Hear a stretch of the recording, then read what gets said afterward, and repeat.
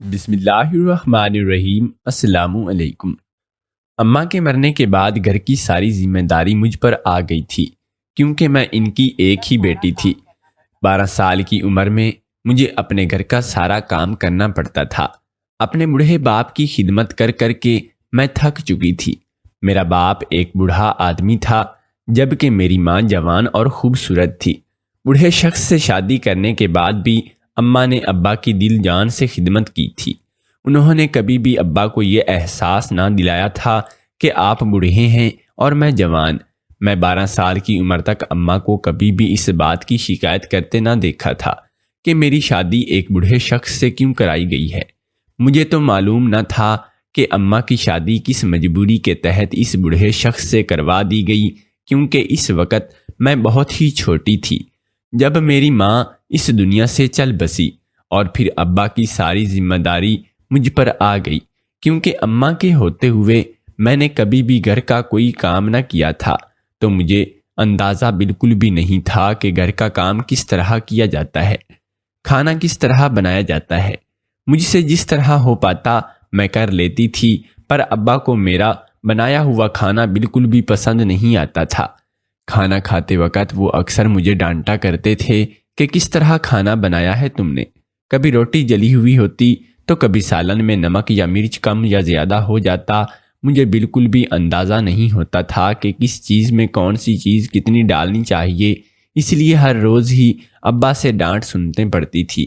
کیونکہ میری اس وقت پڑھائی کی عمر تھی، تو میں دروازے پر کھڑی محلے کے سارے بچوں کو حسرت بھری نظر سے دیکھا کرتی تھی کہ کاش میں بھی اسکول جا پاتی اور میں بھی پڑھائی کرتی، کیونکہ مجھے پڑھائی کا بہت ہی زیادہ شوق تھا۔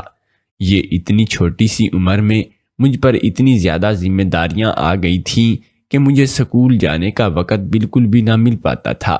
جب میں دروازے پر کھڑی اسکول جاتے ہی بچوں کو دیکھتی تکتی رہتی، تو ابا کبھی کبھار مجھے دیکھ لیتے تو بہت زیادہ ڈانٹتے تھے کہ دروازے پر کھڑی تماشا کیا دیکھتی رہتی ہے، اسی لیے تو تمہارا گھر کے کاموں میں دل نہیں لگتا اور نہ ہی سیکھ پاتی ہو۔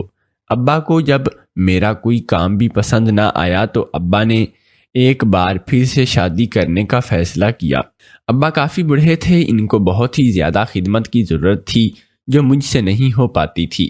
ابا کا یہ فیصلہ سننے کے بعد میں نے سکون کا سانس لیا کہ چلو اب ابا کی ذمہ داریاں تو ان کی بیوی اٹھا لے گی، کچھ نہ کچھ تو کام کا بوجھ مجھ پر سے اتر جائے گا۔ پر یہ میری غلط فہمی تھی۔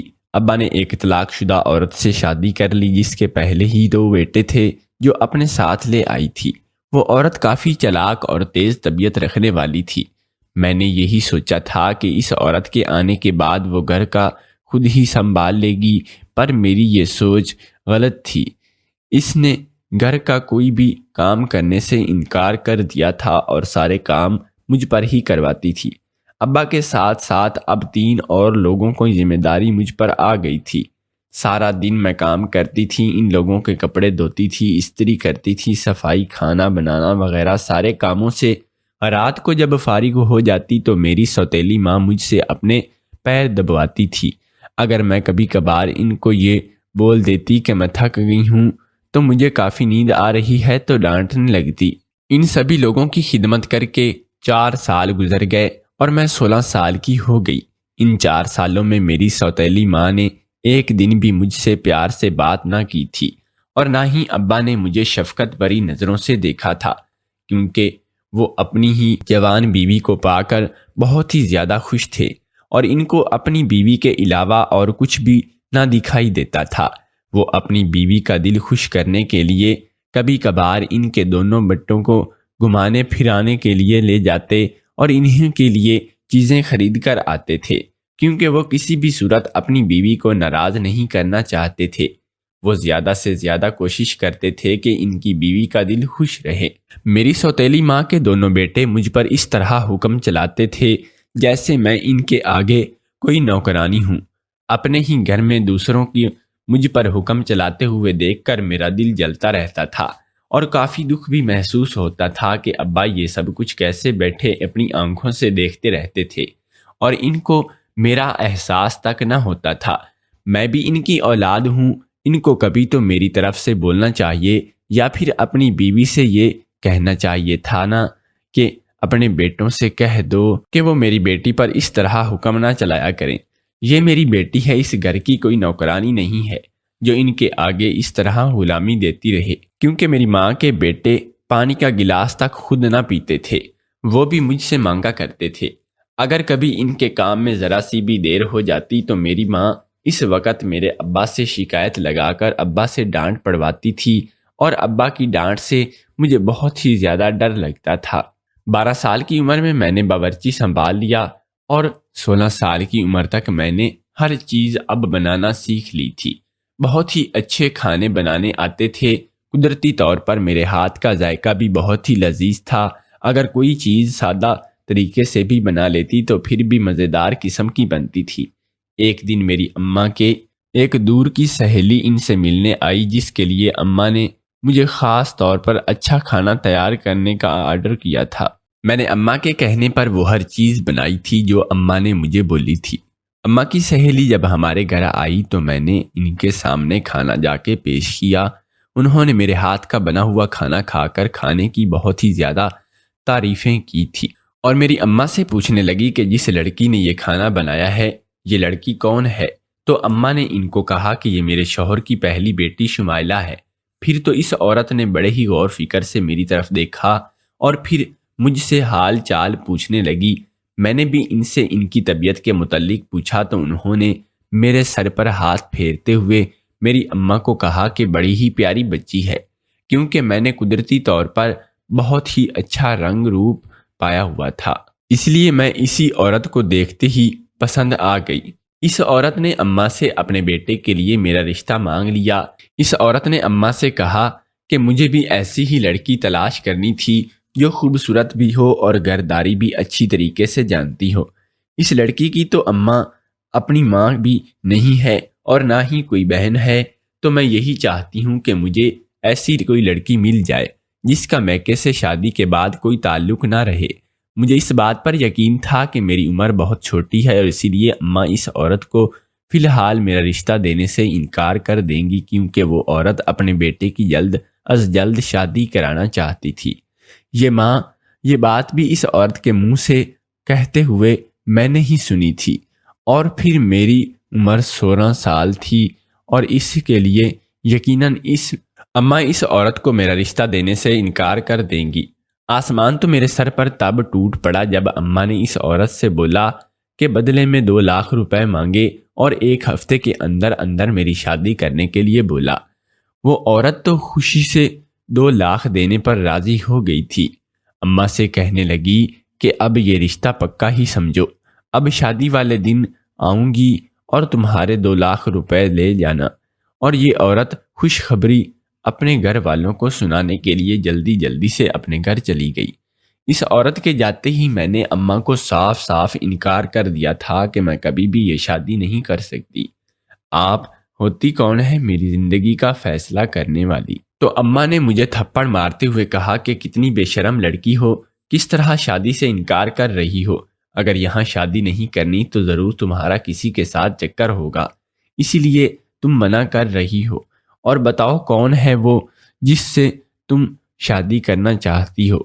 میں نے اماں سے قسم کھاتے ہوئے کہا کہ میرا کسی کے ساتھ کوئی چکر نہیں ہے، آپ میری عمر دیکھیں پھر مجھ سے یہ بات کریں۔ تو اماں نے کہا جہاں میں کہہ رہی ہوں وہاں پر ہی چپ چاپ شادی کر لو، اور اگر کوئی بھی ضرورت نہیں ہے اپنے باپ سے اس بارے میں بات کرنے کی۔ اماں نے پہلے تو ہی مجھے ابا سے اس بارے میں بات کرنے سے روک دیا، پر میں تو ابا سے اس بارے میں بات کرنا ہی نہیں چاہتی تھی، کیونکہ مجھے معلوم تھا کہ ابا میری بات کو کبھی بھی نہیں مانیں گے، وہ اماں کی ہی بات مانیں گے۔ پہلے کون سا وہ کبھی بھی میرے حق میں بولتے ہیں جو اب میں ان سے شکایت کرتی۔ میری شادی ہونے سے 4 دن پہلے اماں نے سارے گھر کے کپڑے مجھ سے دھلوائے۔ کپڑے تو پہلے ہی دھو چکی تھی، پر اماں نے اس بار صندوقوں میں رکھی ہوئی چادریں، رضائیاں اور ہر چیز مجھ سے دھلوائی تھی، کیونکہ اب میں ہمیشہ کے لیے جانے والی تھی اور اب یہ سارے کام اماں کو ہی کرنے تھے۔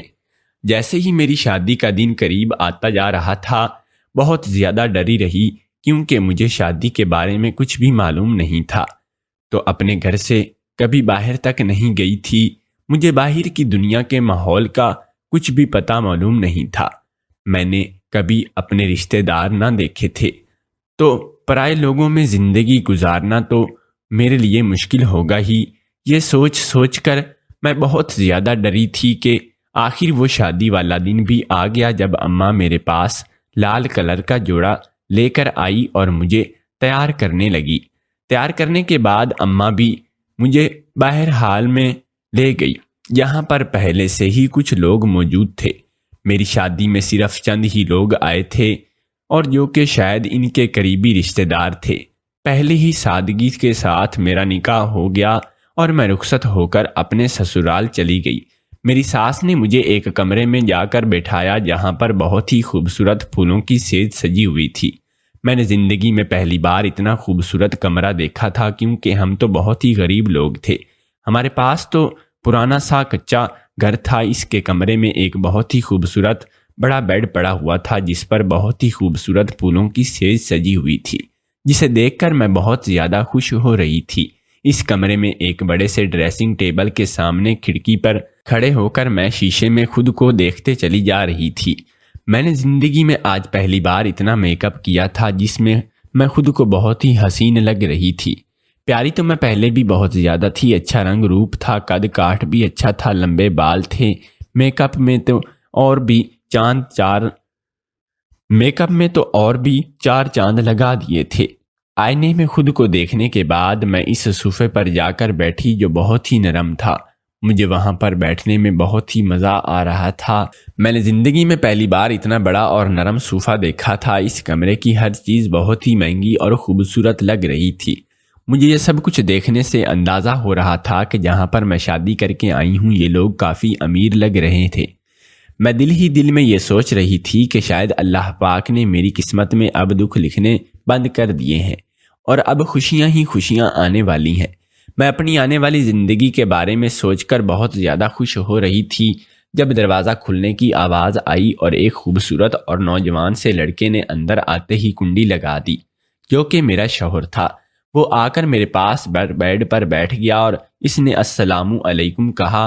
میں نے ان کو وعلیکم السلام میں جواب دیا اور اس نے مجھے دیکھ کر ماشاء اللہ کہتے ہوئے میری خوبصورتی کی تعریفیں کرنا شروع کر دیں، جو مجھے بہت ہی اچھی لگ رہی تھی۔ زندگی میں پہلی بار میری کسی نے تعریف کی تھی، ورنہ میکے میں تو صرف میں نے ڈانٹ اور ڈانٹ ہی سنی تھی۔ اس نے اپنی جیب سے ایک ڈبی نکال کر اس نے ایک سونے کی انگوٹھی نکال کر میرے ہاتھ میں پہنائی اور مجھے کہنے لگے کہ آپ کی منہ دکھائی کا تحفہ ہے۔ زندگی میں پہلی بار مجھے کسی نے تحفہ دیا تھا جسے دیکھ کر میں بہت ہی زیادہ خوش ہو رہی تھی۔ اس اجنبی سے انسان میں اتنی اپنائیت تھی اور اتنا پیار تھا کہ مجھے کبھی زندگی میں اپنے خون کے رشتوں سے بھی اتنا پیار نہ ملا تھا۔ اس کی بات کرنے کا انداز، اس کا اتنا میٹھا لہجہ میرا دل جیت چکا تھا۔ جس شادی میں میں چند دن پہلے ہی ناخوش تھی، اب اسی شادی سے میں بہت ہی زیادہ خوش ہونے لگی تھی۔ پیار بھری باتوں میں کسی کی طرح ساری رات گزر گئی، پتہ ہی نہ چلا۔ جب اگلی صبح کو میرے شوہر نے ایک گلاب کا پھول میرے گال پر رکھتے ہوئے کہا، مجھے جگہ یا تو میری آنکھ کھلی۔ آج زندگی میں پہلی بار میں اتنا دیر سے اٹھی تھی، کیونکہ اپنے گھر میں تو فجر کی اذانوں کے ساتھ اٹھنے کی مجھے عادت تھی۔ میں نے جب اپنے شوہر سے معذرت کی کہ میں آج پتہ نہیں کیسے اتنی دیر تک سوئی رہی، تو میرے شوہر نے مجھے کہا کہ میرا تو اب بھی آپ کو جگانے کا دل نہیں کر رہا تھا، کیونکہ آپ بہت ہی پیاری نیند میں سوئی ہوئی تھیں، پر مجبوری تھی، اماں نیچے ناشتے پر بلا رہی ہیں، اسی لیے مجھے آپ کو جگانا پڑا۔ میں نے اپنے شوہر کو کہا کہ آج یہ میری زندگی کی پہلی رات تھی اور جس نے میں اتنے سکون کی نیند سوئی ہوں، ورنہ میں کبھی بھی بے فکر ہو کر ایسی سکون کی نیند نہیں سوئی۔ میرے شوہر نے اس وقت مجھ سے وعدہ کیا کہ آپ کی آنے والی ہر صبح اب آپ کو سکون ہی بخشے گی۔ میرا آپ کے ساتھ وعدہ ہے، میں آپ کی زندگی میں اتنی خوشیاں بھر دوں گا کہ آپ کو کبھی بھی اپنا ماضی یاد نہیں آئے گا۔ اتنے پیار کرنے والے شوہر کو پا کر میں بہت ہی زیادہ خوش تھی۔ میں اللہ پاک کا لاکھ لاکھ شکر ادا کرتی تھی کہ انہوں نے مجھے چند سال دکھ دے کر ساری زندگی کے لیے خوشیاں بخشی تھیں۔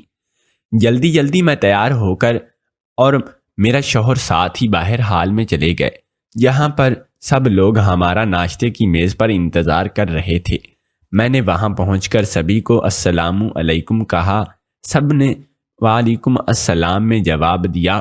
میرے سسرال میں میری ساس، سسر اور میرے 2 چھوٹے دیور تھے جو اس وقت اس میز پر موجود تھے۔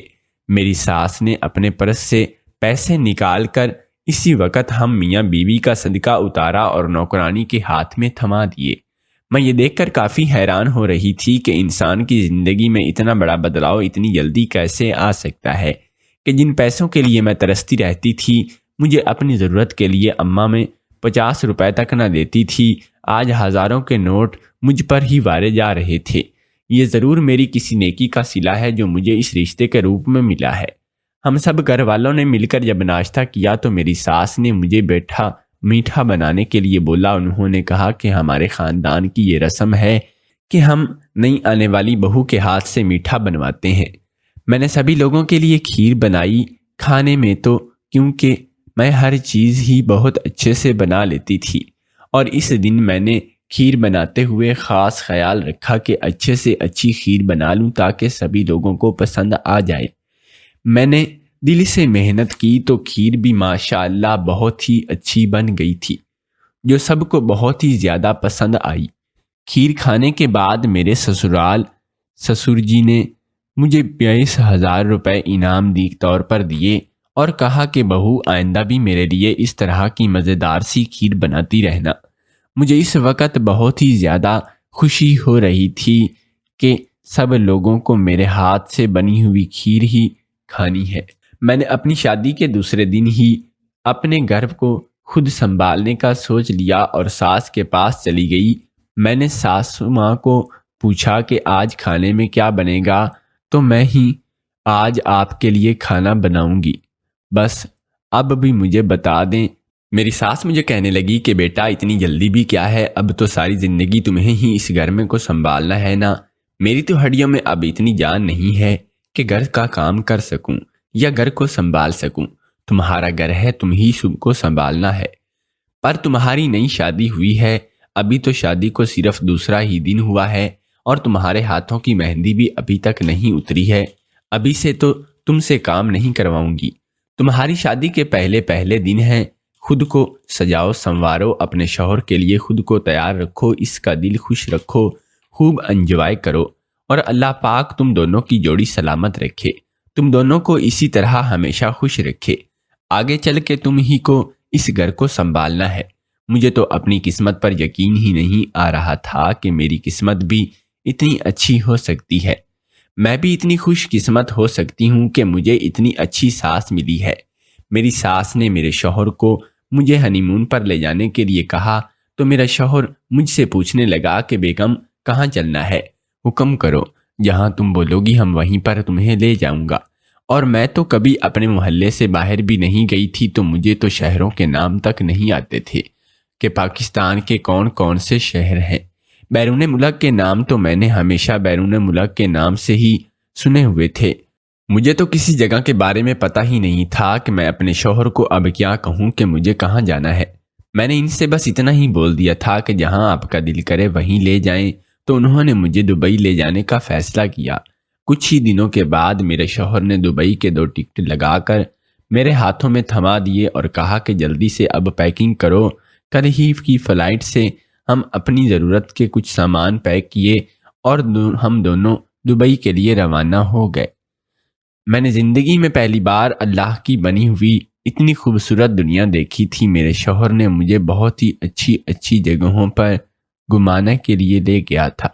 ہم نے اچھے ہوٹلوں میں کھانا کھایا، اور اس دن مجھے پتہ چلا کہ زندگی کا مزہ تو اللہ پاک کی بنی ہوئی خوبصورت دنیا کو دیکھنے میں ہی ہے۔ میں نے تو اپنے پرانے گھر کے علاوہ اور کچھ دیکھا ہی نہیں تھا۔ میرے شوہر نے مجھے دبئی کے بڑے شاپنگ مالز میں لے جا کر کہا کہ تمہارا جو دل کرے تم اپنے لیے یہاں سے خرید لو۔ میں نے سب سے پہلے اپنے گھر والوں کے لیے ہی خریداری کی، کیونکہ میں ان کے دل میں اپنی جگہ بنانا چاہتی تھی۔ ان لوگوں سے مجھے اتنا پیار مل رہا تھا، مجھے تو ہر اچھی چیز دیکھتے ہی اپنے ساس سسر یاد آتے تھے کہ یہ چیز انہی کے لیے خریدنی چاہیے۔ میں نے اپنے لیے تو بہت ہی کم چیزیں خریدی تھیں۔ تقریباً 8 دن دبئی میں گزارنے کے بعد ہم گھر واپس آ گئے۔ گھر آنے کے بعد میں نے ساس سسر کے لیے خریداری کیے ہوئے تحفے ان کو دیے تو وہ لوگ بہت ہی خوش ہونے لگے۔ دبئی سے واپس آنے کے بعد میری ساس نے پورے گھر کی ذمہ داری اب مجھ پر ڈال دی تھی، جو میں خوشی خوشی قبول کر رہی تھی۔ مجھے تو گھر کا کام پہلے سے ہی کرنا مشکل نہ لگتا تھا، کیونکہ مجھے بچپن سے ہی عادت تھی کہ گھر کا کام کرنے تو میرے لیے ایک معمولی سی بات ہے۔ میں کھانا بنانے کے بعد سارے گھر کی صفائی ہی خود کر لیتی تھی۔ ہمارے گھر میں ملازمہ تو موجود تھی، پر مجھے اتنے خوبصورت گھر کی صفائی کرنا بہت ہی اچھا لگتا تھا۔ میں تو اپنے کچے سے گھر کو بھی صاف ستھرا رکھتی تھی، پر اب تو یہ محل نما ایک محل سے کم نہ تھا، تو میں اس کو بھلا کیسے صاف نہ کرتی۔ میری ساس مجھ سے اکثر بولا کرتی تھی کہ صفائی ستھرائی کے لیے میں نے ملازمہ رکھی ہوئی ہے، بس تم کھانا بنا لیا کرو۔ مجھے گھر کی صفائی خود کرنا بہت ہی اچھا لگتا تھا، اس لیے کبھی کبھار کر لیتی تھی۔ سارا دن خود کو کام میں مصروف رکھ کر جب کمرے میں جاتی تو میرا شوہر اکثر مجھ سے شکایت کرتا کہ جب سے تم نے گھر سنبھالنا شروع کیا ہے تب سے تم مجھے بہت ہی کم ٹائم دیا کرتی ہو۔ پر اصل میں تو وہ ٹھیک ہی بولتے تھے نا، کہ خود ہی ان لوگوں سے زیادہ گل مل نہیں پاتی تھی، کیونکہ اجنبی سے لوگ تھے۔ میں کوشش کرنے کے باوجود بھی ان لوگوں سے زیادہ بات چیت نہ کر پاتی تھی، پھر چاہے وہ میرے شوہر ہی کیوں نہ ہو، کیونکہ میں ہمیشہ ہی گھر میں اکیلی پلی بڑی تھی۔ میری سوتیلی ماں یہی میری شادی سے 4 سال پہلے ہی آئی تھی۔ مجھے لوگوں میں رہنے کی عادت بہت ہی کم تھی، میں اکیلے زندگی گزار کر اکیلے پن کی عادی ہو چکی تھی، اس لیے مجھے کسی سے بھی بات کرنے کی عادت نہ تھی۔ اس لیے میں خود کو گھر کے کام کاج میں مصروف رکھتی تھی تاکہ مجھے کسی سے بھی بات نہ کرنی پڑے۔ میرے شوہر کو تو مجھ سے شکایت تھی، پر میری ساس مجھ سے بہت ہی زیادہ خوش تھی، کیونکہ ان کو میرے اسی طرح سے گھر سنبھالنا بہت ہی اچھا لگتا تھا۔ وہ اکثر مجھے کہتی تھی کہ مجھے بہو کے روپ میں بیٹی مل گئی ہے، کیونکہ میں کام کرنے کے بعد اکثر ساس کے پیر بھی دبا دیا کرتی تھی، کیونکہ میں ان کی بہت ہی بڑی شکر گزار تھی۔ انہوں نے ہی تو مجھے اپنے بیٹے کے لیے پسند کیا تھا، اور میں ان کے اس عالی شان گھر میں اب بہت ہی زیادہ خوش اور سکھی زندگی گزار رہی تھی۔ یہ سب تو کچھ انہی کی وجہ سے ہوا تھا، اسی لیے میں انہیں زیادہ سے زیادہ خوش کرنا چاہتی تھی۔ ایک دن میں نے اپنے شوہر کے ساتھ اپنے کمرے میں بیٹھی باتیں کر رہی تھی کہ اچانک ہی میری ساس کے چلانے کی آواز آئی، جو اپنے بیٹے یعنی کہ میرے شوہر شاہ زیب کو بلا رہی تھی، اور اس طرح ان کی اونچی آواز سننے کے بعد ہم لوگ کافی گھبرا گئے اور دوڑتے ہوئے ان کے پاس گئے تو ہمارے دیکھتے ہی پیروں تلے سے زمین نکل گئی، کیونکہ وہاں پر میرا سسر نیچے زمین پر گرا پڑا تھا اور میری ساس ان کے ساتھ بیٹھی زور زور سے رو رہی تھی۔ میرے شوہر نے اپنے بابا کو اسی وقت اٹھایا اور گاڑی میں ڈال کر جلدی جلدی ہسپتال لے گئے۔ ہسپتال لے جانے کے بعد پتہ چلا کہ میرے شوہر کو فالج کا اٹیک ہوا ہے، اور یہ خبر سنتے ہی میری ساس اور زیادہ رونے لگی۔ میں نے اپنی ساس کو دلاسا دیتے ہوئے چپ کروانے کی کوشش کی، لیکن ان کے لیے تو ابھی یہ خبر کافی بری تھی، اسی لیے فی الحال وہ چپ ہونے کا نام ہی نہ لے رہی تھی۔ کافی دن ہسپتال میں گزارنے کے بعد میرا شوہر اپنے بابا کو گھر لے آیا، جس کے گھر آنے کے بعد سارے لوگوں کو ان کا بہت ہی اچھے سے خیال رکھنے لگے تھے۔ میری ساس اپنا سارا وقت انہی کو دیتی تھی اور ان کے کھانے کے پینے کا خیال بھی رکھتی تھی۔ ان کی دوائیاں انہی کو خود ہی اپنے ہاتھوں سے کھلاتی تھی، جبکہ میری بھی پوری کوشش تھی کہ میں اپنے ساس سسرال میں اب خوب خدمت کروں، کیونکہ انہیں بھی ابھی میری خدمت کی ہی بہت ہی زیادہ ضرورت تھی۔ میرے سسر کی عیادت کے لیے ان کی کافی رشتہ دار آئے تھے، جن کو ابھی میری شادی کے بارے میں بھی پتہ نہ تھا۔ ایک دن آئے ہوئے مہمانوں کے لیے چائے لے کر جب میں ساس سسر کے کمرے میں گئی تو وہاں پر ایک بہت ہی بوڑھی عورت بیٹھی تھی، جو میری ساس کو کہہ رہی تھی کہ تم نے ہمیں تو شادی کے بارے میں بتایا ہی نہیں، کیونکہ تم ہمیں اپنا دشمن سمجھتی ہو، پر اب مجھے جسے تم تب بیاہ کر اپنے گھر میں لے آئی ہو وہ بھی تو تمہارے لیے منحوس ہی ثابت ہوئی ہے۔ آتے ہی اس کی منحوست گھر میں چھا گئی اور تمہارے شوہر کو فالج کا اٹیک ہو گیا۔ میری ساس نے اس وقت تو اس عورت کو یہ کہہ کر چپ کرا دیا کہ جب جس کی قسمت میں جو لکھا ہوتا ہے نا، اس کے ساتھ وہی ہوتا ہے، کسی کے آنے یا نہ آنے جانے سے کچھ نہیں ہوتا۔ ہم اپنی قسمت کا کسی اور کو قصوروار نہیں ٹھہرائیں۔ میری ساس نے اس عورت کو بولا کہ میری تو بہو تو بہت ہی سگڑ لڑکی ہے اور اس نے آتے ہی گھر کو بہت اچھے طریقے سے سنبھال لیا ہے۔ مجھے تو اب بیٹی کی کمی بھی محسوس نہیں ہوتی ہے، بہو میری بیٹی ہی ہے۔ میں اس وقت اپنی ساس کے روپ میں ہی ماں نظر آ رہی تھی، کیونکہ میں نے اپنی پوری زندگی میں ایسی ساس نہ دیکھی تھی جو اپنی بہو کی اس قدر تعریف کرے اور اس طرح سے بولے۔ مجھے تو ایسا لگتا تھا کہ یہ ساس نہیں بلکہ میری ماں ہے۔ اس دن کے بعد تو مجھے اپنی ساس اور بھی بہت پیاری لگنے لگی تھی۔ میری ساس اپنے شوہر کی سارا دن خدمت کرتی رہتی تھی۔ میں رات کو جا کر اپنی ساس کے پیر دباتی۔ کافی دیر گزرنے کے بعد میری ساس نے مجھے کہا کہ بیٹا تم بھی جا کر اب سو جاؤ، سارا دن تو گھر کو سنبھالتی ہو، مہمانوں کو دیکھتی ہو اور رات کے میں پیر دباتی ہو، تھک جاتی ہوگی، جا کر سو جاؤ۔ میں نے اپنی ساس کو بولا کہ میں نے تو اپنی ماں کی کبھی خدمت نہ کی تھی، ماں کے پیروں میں تو جنت ہوتی ہے، آپ کے پیروں میں اب مجھے وہ جنت نظر آ رہی ہے، مجھے اپنی جنت سے دور نہ کیجیے، مجھے آپ اپنی خدمت کرنے دیجیے۔ میری ساس میرے سر پر ہاتھ پھیرتے ہوئے مجھے بہت ہی ساری دعائیں دیتی تھی۔ کچھ دن گزر جانے کے بعد جب میرے سسر کی طبیعت کچھ سنبھلی تو سب لوگوں کی جان میں جان آئی۔ اب میرے سسر تھوڑا بہت بول لیتے تھے، کیونکہ پہلے تو ان کو بولنا بھی بند ہو گیا تھا اور ایک ہی بستر سے اٹھ نہ پاتے تھے۔ اب میرا شوہر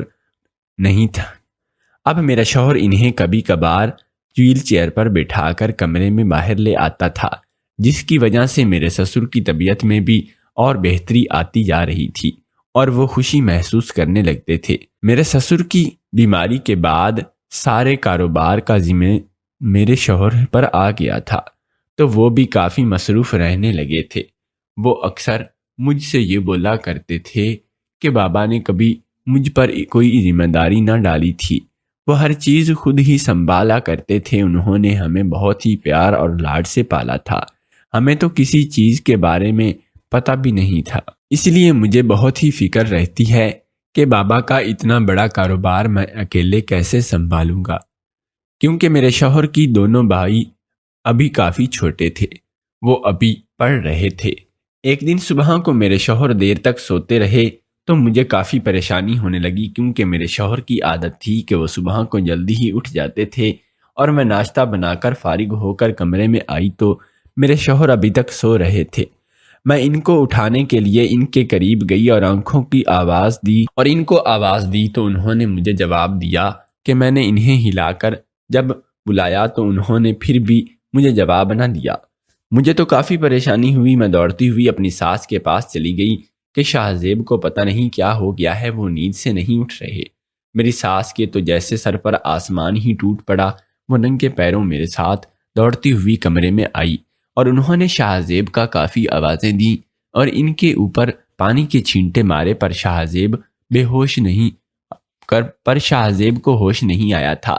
وہ اپنے چھوٹے بیٹے سے کہہ کر شاہ زیب کو ہسپتال لے گئی اور ابھی انہی کے ساتھ ہسپتال میں چلی گئی۔ شاہ زیب کا چیک اپ کرتے ہوئے ڈاکٹر نے ہمیں جو خبر سنائی، ہمارے پیروں تلے سے زمین نکل گئی۔ ڈاکٹر نے ہمیں کہا کہ شاہ زیب کو بلڈ کینسر ہے اور میری ساس بیچاری اپنے بیٹے کی اتنی بری بیماری کے بارے میں سن کر بہت ہی رو رہی تھی اور مجھے تو جیسے یقین ہی نہیں آ رہا تھا کہ اپنی ساری دنیا اجڑتی ہوئی نظر آ رہی تھی۔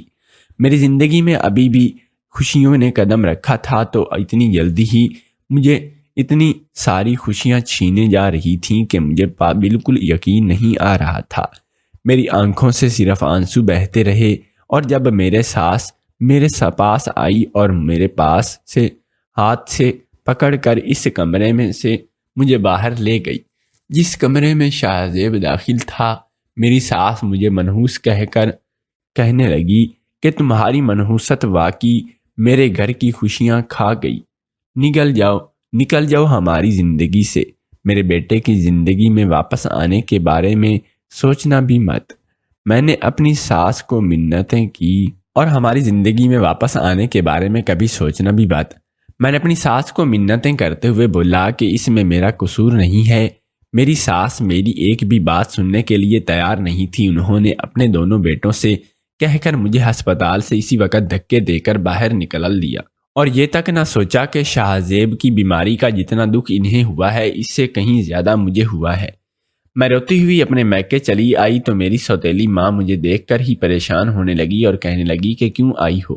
تمہاری ساس نے تو مجھے کہا تھا کہ تم اب کبھی بھی میکے میں نہیں آؤ گی، تو پھر یہاں آنے کی کیا وجہ ہے؟ میری سوتیلی ماں مجھ سے کہنے لگی کہ اگر تمہاری تھوڑی دیر کے لیے آئی ہو تو ٹھیک ہے، اگر رہنے کے لیے آئی ہو تو ابھی سے یہاں سے چلی جاؤ، کیونکہ تمہاری حالت اور تمہاری شکل بتا رہی ہے کہ تمہیں اس گھر سے نکالا گیا ہے۔ میں تمہیں یہاں رکھنے کے لیے تیار نہیں ہوں، کیونکہ تمہارے باپ کی دوائیوں پر بہت خرچہ ہو چکا ہے اور تمہارا پیٹ پالنے کے لیے میرے پاس پیسے نہیں ہیں۔ میں نے تو ابھی اپنے دکھ بھری داستان اپنی ماں کو سنائی ہی نہ تھی کہ انہوں نے پہلے ہی مجھے رکھنے سے انکار کر دیا۔ میرے سوتیلے دونوں بھائیوں نے دھکے دے کر مجھے اس وقت گھر سے باہر نکال دیا اور میں روڈ پر جا گری۔ اپنے مائکے کے دروازے پر روتی روتی ساری رات گزر گئی، پر اماں نے دروازہ نہ کھولا۔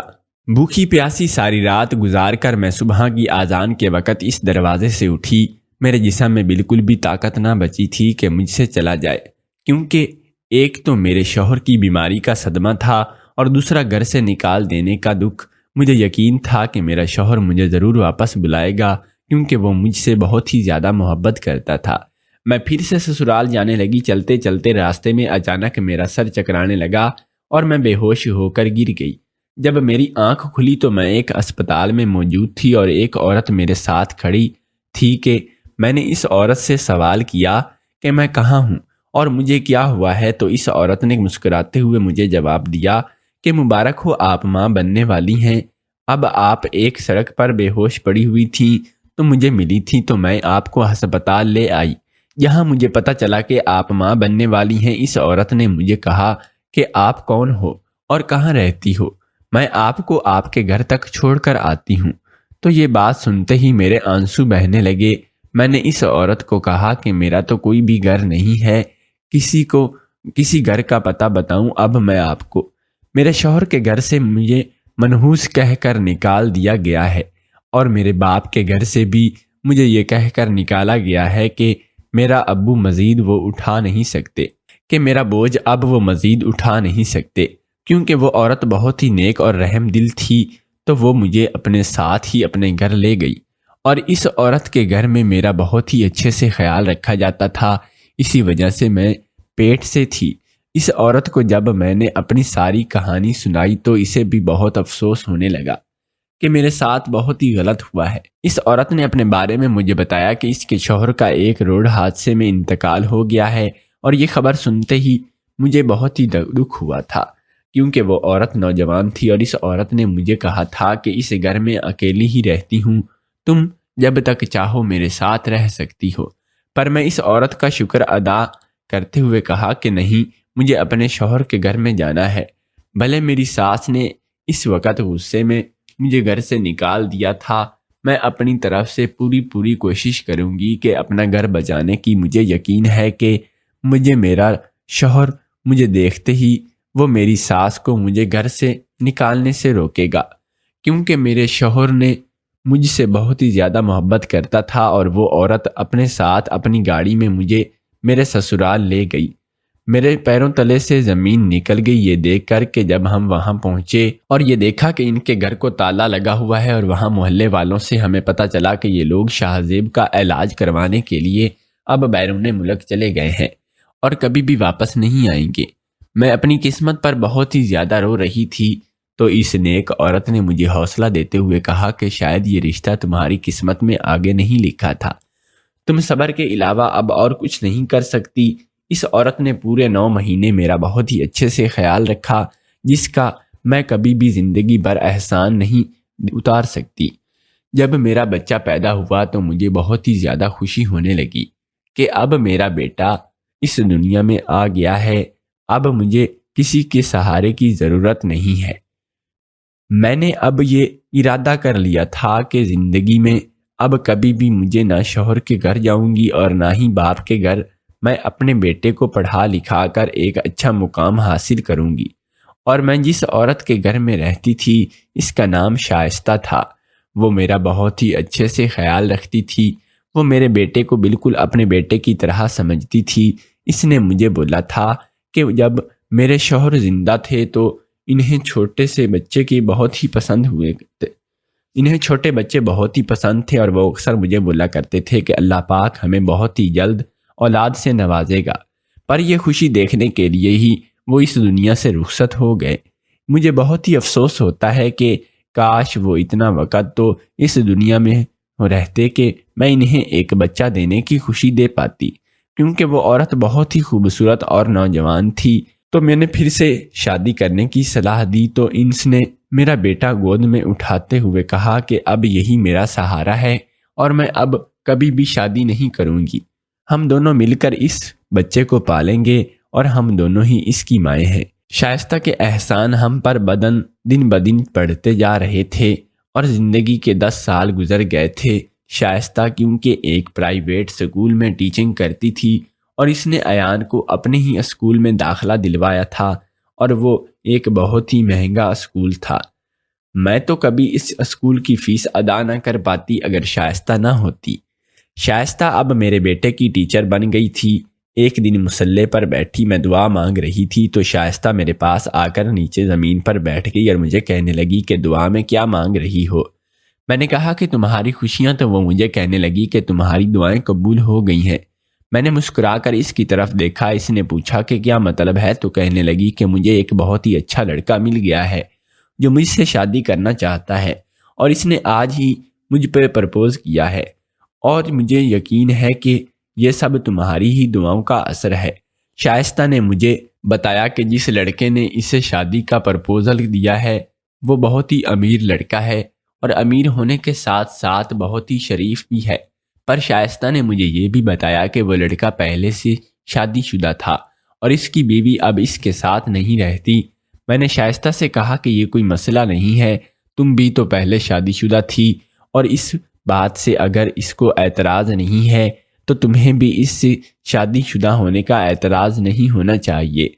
مسئلہ تو تب ہو جب اس کی بیوی اور اس کے ساتھ رہتی ہوتی۔ شائستہ نے اس لڑکے سے مل کر شادی کی تاریخ پکی کر دی تھی اور اگلے ہفتے ہی شادی کی۔ مجھے شائستہ کی شادی پر بہت ہی خوشی تھی۔ شائستہ نے تو اپنے احسانوں سے اس وقت مجھے خرید ہی لیا۔ جب شادی کے اس دن پہلے شائستہ نے اپنا گھر میرے بیٹے کے نام لکھ دیا، اور اگلے دن شادی کا تھا کہ جب وہ تیار ہو کر دلہن بنی، شادی ہال میں گاڑی سے اتر رہی تھی تو بہت ہی خوبصورت لگ رہی تھی۔ ایسا لگا کہ جیسے پری اتری ہو، کیونکہ شائستہ تو پہلے ہی بہت خوبصورت تھی، اب تو اور بھی زیادہ لگ رہی تھی۔ شائستہ کو لے کر میں نے اسٹیج پر صوفے پر بیٹھا دیا جہاں پر شائستہ بیٹھی اپنے دلہے کا انتظار کر رہی تھی۔ شائستہ ایان کو بھی اپنے ساتھ ہی بٹھایا ہوا تھا۔ میں مہمانوں کا خیال کرنے کے لیے اسٹیج سے نیچے اتر گئی تو تھوڑی ہی دیر میں شائستہ کا دلہا بھی آ گیا۔ مولوی صاحب کا انتظار کرنے کے بعد جب مولوی صاحب نے پہنچ گئے تو نکاح کا وقت ہو گیا۔ شائستہ نے مجھے اسٹیج پر بلایا تو تاکہ نکاح کے وقت میں اس کے ساتھ ہی رہوں۔ میں جیسے ہی اسٹیج پر پہنچی تو شائستہ کے دلہے کو دیکھ کر میری ہی جان نکل گئی، کیونکہ وہ میرا شوہر شاہ زیب تھا۔ شاہ زیب مجھے دیکھ کر اپنے صوفے سے اٹھ کر کھڑا ہو گیا اور میری طرف دیکھنے لگا۔ ہم دونوں کو اس طرح حیران ہوتا دیکھ کر شائستہ نے شاہ زیب سے سوال کیا کہ کیا تم ان دونوں میں سے ایک دوسرے کو جانتے ہو؟ میں نے فوراً ہی جواب دیتے ہوئے شائستہ سے کہا کہ نہیں، ہم تو ایک دوسرے کو نہیں جانتے، اور میں نے اس وقت مولوی صاحب کو نکاح پڑھوانے کا بولا۔ مجھے شائستہ سے جھوٹ بولنا پڑا کیونکہ شائستہ کے احسانوں تلے میں دبی ہوئی تھی۔ شاہ زیب بھی اب اپنی زندگی ایک بار پھر سے شروع کرنے جا رہا تھا، اسی لیے میں ان دونوں کے بیچ میں اب نہیں آنا چاہتی تھی۔ شادی کے بعد شائستہ رخصت ہو کر اپنے شوہر کے ساتھ سسرال چلی گئی اور میں شائستہ کے گھر میں اکیلی ہی اپنے قسمت پر زارو قطار رونے لگی۔ شائستہ شادی کے ایک ہفتے کے بعد مجھ سے ملنے آئی۔ میں کچن میں ان کے لیے کھانا بنا رہی تھی اور شائستہ اپنے کام میں چلی گئی۔ تب شاہ زیب کچن میں میرے پاس آیا اور اس نے مجھے بتایا کہ اس نے مجھے بہت ہی تلاش کرنے کی کوشش کی پر میں اسے نہ ملی۔ اس نے مجھے کہا جب وہ علاج کے لیے لندن گیا تو وہاں پر ہی اسے پتہ چلا کہ اس رپورٹس کسی کے ساتھ چینج ہو گئی تھی اور اس کو وہ بیماری نہ تھی۔ یہ خبر سنتے ہی بعد میں تو مجھے کافی خوشی ہوئی۔ میں نے اس کو کہا کہ شاید ہم دونوں کا ساتھ بس تھوڑا ہی تھا، اسی لیے ہم دونوں ایک دوسرے سے جدا ہو گئے۔ ایک شہر میں رہتے ہوئے بھی اب مجھے وہ ڈھونڈ نہ پائے، جبکہ اس گھر میں آپ کے نے شائستہ کو بلا لیا اور اب وہ آپ کے ساتھ شائستہ ہمیشہ خوش رہے۔ میں آپ کے لیے دعا کروں گی۔ شاہ زیب نے مجھے کہا کہ وہ میرے بغیر نہیں رہ سکتا۔ وہ شائستہ سے اس بارے میں بات کرے گا کہ ہم سب مل کر رہیں، پر میں نے اس کو انکار کر دیا کیونکہ شائستہ کے مجھ پر بہت ہی اتنے احسان تھے کہ میں اس کو ذرا بھی دکھ نہیں دینا چاہتی تھی۔ شاہ زیب نے ایان کے بارے میں پوچھا تو میں نے ان کو بتایا کہ یہ ایان انہی کا بیٹا ہے، تو انہوں نے بہت ہی زیادہ خوشی ہونے لگی اور ان کی آنکھوں میں آنسو بہنے لگے۔ شاہ زیب نے مجھے کہا بھلے تم میرے ساتھ رہنا پسند نہ کرو، میں اپنے بیٹے کی ساری ذمہ داری خود ہی اٹھاؤں گا۔ میں نے ان کو کہا کہ شائستہ نے ماں بن کر ایان کو پالا ہے، اس نے اپنا گھر بھی ایان کے نام لکھ دیا ہے۔ آپ جب چاہو یہاں آ سکتے ہو اور ایان کو اپنے گھر بلا سکتے ہو۔ اس بات سے شائستہ کو کوئی بھی اعتراض نہیں ہوگا کیونکہ ایان شائستہ کو اپنی اولاد کی طرح پیار کرتی ہے، اور اب یہ بات کبھی بھی شائستہ کو معلوم نہ ہونے دینا کہ ایان اور آپ کا اور میرا بیٹا ہے۔ میں نے شاہ زیب کو کہا کہ شائستہ کو بہت ہی زیادہ خیال رکھنا، اس نے ساری زندگی اکیلے ہی گزاری ہے۔ اس نے پہلے ایک شوہر کو کھویا ہے جو اس کو بہت ہی زیادہ پیار کرتا تھا، اور اب اگر وہ آپ کو کھو دے گی تو شاید وہ زندہ نہیں بچ پائے گی، کیونکہ میں نے شائستہ کے اندر بہت ہی گہرائی اداسی دیکھی ہے اور اب تو کوئی بھی دکھ برداشت نہیں کر پائے گی، اور میں تو ہرگز بھی نہیں چاہتی کہ میری طرف سے شائستہ کا دل دکھے، کیونکہ اب ان میں 10 سالوں میں صرف شائستہ نے ہی مجھے سہارا دیا تھا۔ اسی وجہ سے ہی آج میں اور ایان زندہ ہیں۔ اگر شائستہ نے ہمیں سہارا نہ دیا ہوتا تو کب کہ ہم دونوں اس دنیا سے چلے جاتے۔ شاہ زیب نے مجھے کہا کہ تم پریشان مت ہو، میں کبھی بھی شائستہ کو کوئی دکھ نہیں دوں گا، ہمیشہ اسے خوش رکھنے کی کوشش کروں گا۔ اگر آپ کو ہماری کہانی پسند آئے تو ہمارے اس چینل کو سبسکرائب ضرور کر لیں اور ساتھ میں موجود گھنٹی کے بٹن کو بھی دبا لیں۔ شکریہ۔